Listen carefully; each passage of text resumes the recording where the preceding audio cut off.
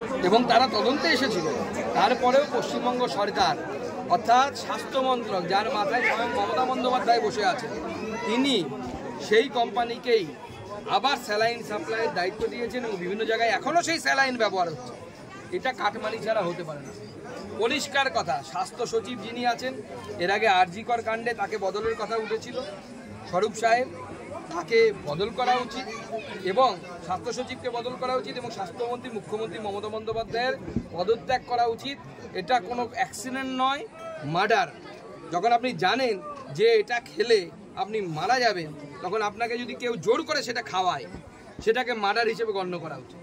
এই জন্য মমতা বন্দ্যোপাধ্যায় এই মৃত্যুর জন্য দায়ী। আমাদের মাননীয় মুখ্যমন্ত্রী একজন মার্ডারার। তিনি এই মহিলাদের, যারা মারা গেছেন, যে মহিলা, তার স্যালাইন দিয়ে তার মৃত্যুর জন্য দায়ী।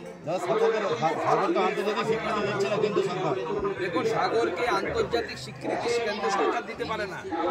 দিতে গেলে পরে রাজ্য সরকার এবং কেন্দ্র সরকারের যৌথ সহযোগিতায় যৌথভাবে সেখানে কাজ করা দরকার। কুম্ভ মেলা হয়, কুম্ভ মেলায় 40 কোটি লোক আসবে।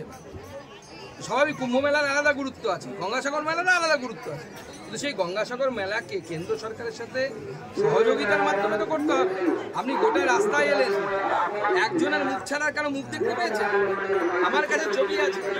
আমরা যাত্রীদেরকে স্বাগত জানিয়ে মাননীয় প্রধানমন্ত্রী আর আমার ছবি দিয়ে পোস্টার ব্যানার লাগিয়েছিলাম, তার উপরে মমতা বন্দ্যোপাধ্যায়ের ছবি লাগিয়ে দেওয়া হয়েছে।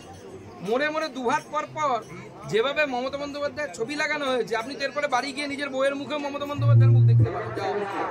ছবি লাগানো হয়েছে, আপনি